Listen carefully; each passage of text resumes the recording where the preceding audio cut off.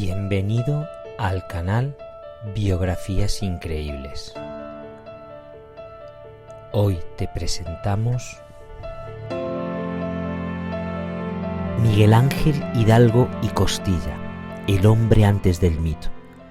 Cuando se pronuncia el nombre de Miguel Hidalgo y Costilla, la historia suele responder con una imagen fija: un sacerdote de cabellos canos levantando un estandarte guadalupano en la madrugada de Dolores, gritando libertad y desatando un movimiento que cambiaría para siempre el destino de la Nueva España.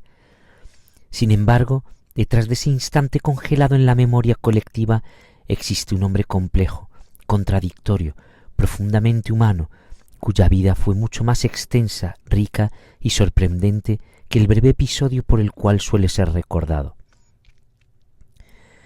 Miguel Gregorio Antonio Ignacio Hidalgo y Costilla Gallaga Mandarte Villaseñor nació el 8 de mayo de 1753 en la hacienda de Corralejo, una propiedad rural situada en lo que hoy es el estado de Guanajuato, en una región marcada por el tránsito constante de mercancías, rumores y culturas, un entorno que desde temprano lo expuso a una realidad social diversa y desigual.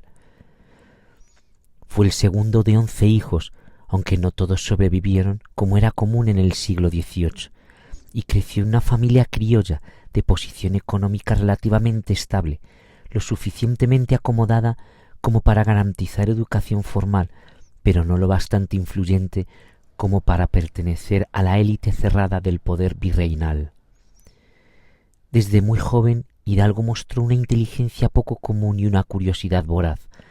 A diferencia de otros niños destinados a la vida eclesiástica por simple conveniencia familiar, Miguel parecía genuinamente interesado en el conocimiento, aunque no siempre en el tipo de conocimiento que la Iglesia consideraba apropiada.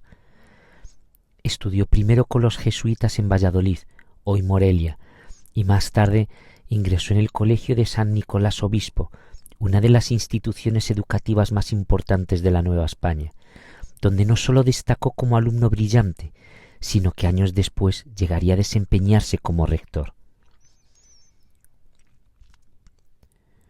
Uno de los datos menos conocidos de Hidalgo es que fue un políglota excepcional para su época. Además del latín indispensable para la vida clerical, dominaba el francés y tenía conocimientos sólidos de italiano, y se interesó activamente por lenguas indígenas como el náhuatl, el otomí y el perépecha. Esta habilidad no era sólo académica.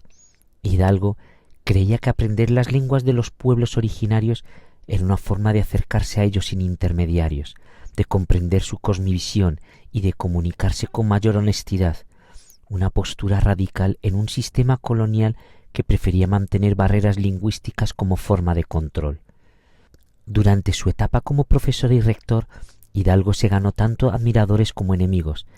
Era conocido por permitir e incluso fomentar la lectura de autores prohibidos por la Inquisición, como Voltaire, Rousseau, Montesquieu y Diderot. En tertulias privadas discutía ideas de la Ilustración europea, hablaba de soberanía popular, criticaba el absolutismo monárquico y cuestionaba abiertamente los privilegios del clero alto, algo que lo colocó bajo sospecha constante. No fue procesado formalmente en ese momento, pero su nombre comenzó a circular en expedientes y denuncias discretas, lo que eventualmente contribuyó a que fuera removido de cargos académicos y enviado a parroquias rurales, lejos de los centros intelectuales. Este traslado, pensado como castigo, resultó paradójicamente decisivo. En Dolores, una pequeña población agrícola, Hidalgo encontró el espacio para observar con claridad la miseria cotidiana de los indígenas y campesinos. Deudas impagables, trabajos forzados, castigos corporales, impuestos abusivos y una estructura social diseñada para mantenerlos siempre al borde de la supervivencia. Lejos de limitarse a la labor espiritual, Hidalgo se involucró activamente en la vida económica de la región, impulsando proyectos productivos como talleres de alfarería, viñedos, crianza de gusanos de seda y colmenas, muchos de los cuales fueron posteriormente prohibidos por autoridades españolas al considerar que competían con monopolios peninsulares. Un dato curioso y poco difundido es que Miguel Hidalgo fue un excelente administrador agrícola y un innovador económico, más cercano en espíritu a un reformista social que a un sacerdote tradicional. También fue un hombre que desafió abiertamente los votos clericales. Tuvo al menos 2 hijos reconocidos con mujeres distintas, algo que no ocultó con particular culpa y que reforzó su reputación de sacerdote heterodoxo, más guiado por la razón y la empatía que por la obediencia ciega a las normas eclesiásticas. Lejos de la imagen ascética, Hidalgo disfrutaba del teatro, la música, los juegos de mesa y las reuniones sociales. Tocaba el violín, organizaba representaciones teatrales en Dolores y gustaba de largas conversaciones nocturnas acompañadas de vino, lo que le valió críticas feroces de sectores conservadores. Sin embargo, estas reuniones también funcionaban como espacios de discusión política y filosófica, semillas silenciosas de una insurrección que aún no tenía forma definida. Cuando en 1808 Napoleón invadió España y el rey Fernando VII fue depuesto, la legitimidad del gobierno virreinal quedó profundamente cuestionada. En la Nueva España comenzaron a circular ideas sobre juntas autónomas y autogobierno, y en ese contexto surgieron las conspiraciones de Querétaro, en las que Hidalgo participó junto con Ignacio Allende, Juan Aldama y Josefa Ortiz de Domínguez. Aunque Allende tenía formación militar y una visión más estructurada del levantamiento, Hidalgo aportaba algo igualmente poderoso: carisma, legitimidad moral ante el pueblo y una profunda comprensión del resentimiento social acumulado. La madrugada del 16 de septiembre de 1810, cuando la conspiración fue descubierta, Hidalgo tomó una decisión precipitada pero irreversible. Convocó al pueblo desde el atrio de la iglesia de Dolores y lanzó un llamado a levantarse contra el mal gobierno. Curiosamente, no existe un registro exacto de lo que dijo en ese momento. El famoso Grito de Dolores es una reconstrucción posterior, lo que nos recuerda que incluso los actos fundacionales están envueltos en niebla histórica. Durante los meses siguientes, Hidalgo encabezó un ejército popular inmenso, desorganizado, compuesto en su mayoría por campesinos sin entrenamiento militar. Uno de los aspectos más controvertidos de su liderazgo fue su incapacidad o negativa para contener la violencia desatada, especialmente en episodios como la toma de Aljóndiga en Granaditas. Este hecho marcó una ruptura con Allende y otros líderes insurgentes, quienes comenzaron a cuestionar su autoridad.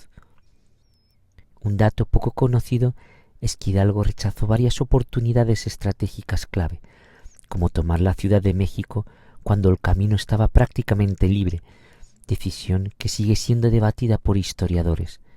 Algunos sugieren que temía un baño de sangre mayor, otros que dudaba de su capacidad para gobernar una capital virreinal. Esta vacilación fue decisiva para el rumbo de la guerra. Tras una serie de derrotas, Hidalgo fue capturado en marzo de 1811. Durante su juicio mostró una lucidez impresionante, defendiendo sus acciones con argumentos políticos y morales más que religiosos. Fue excomulgado, degradado como sacerdote y finalmente fusilado el 30 de julio de 1811 en Chihuahua. Antes de morir, pidió que no le vendaran los ojos y que le apuntaran al corazón, un gesto que consolidó su imagen de hombre consciente de su destino. Su cabeza, junto con las de Allende, Aldama y Jiménez, fue exhibida durante años en la Alhóndiga de Granaditas como advertencia, sin imaginar que ese acto de terror se transformaría con el tiempo en símbolo de resistencia. Miguel Hidalgo no vivió para ver la independencia consumada, pero su legado no reside solo en haber iniciado una guerra, sino en haber encarnado una idea peligrosa para su tiempo, que el conocimiento, la justicia social y la dignidad humana podían ser más poderosos que los imperios. Fue un sacerdote sin sotana moral rígida, un intelectual en tierra de analfabetismo impuesto, un líder improvisado y un hombre lleno de contradicciones y quizá por eso mismo profundamente humano. Escuchar su historia completa es entender que la independencia no nació de un grito aislado, sino de una vida entera dedicada a cuestionar lo que parecía incuestionable.